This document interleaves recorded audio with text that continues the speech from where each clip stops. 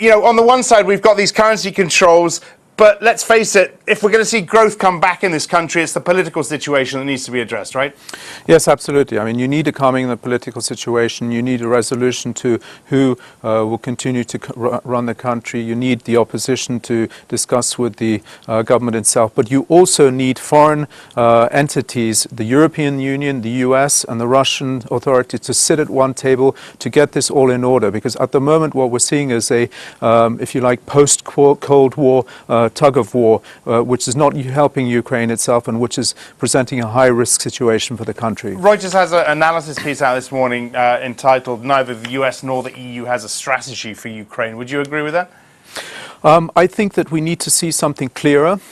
This is certainly the case, especially from the European Union. What we've seen in the last 12 months out of the EU is a foreign policy approach to the whole of the region east of the current EU borders, which is obviously to a certain extent, in a way, if you like, shocked Russia. So there we need to see a clear sitting at the table between Russia and the European Union to get things more in order, definitely. The claims that the flexible exchange rate will help on the current account side, will help inflation, will help ultimately the growth story. Are those overblown, those claims?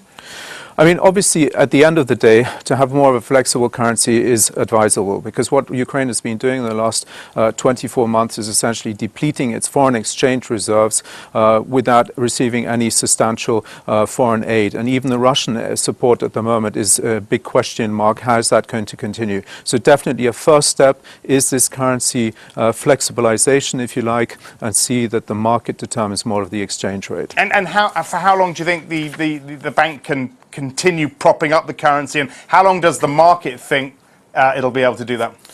Well, I mean, what has happened in the last 2 years is, as I said, the central bank's been using its FX reserves to pay down external debt payments. So if it would continue without any foreign aid, then we could see this continue maybe for another 6 to 9 months.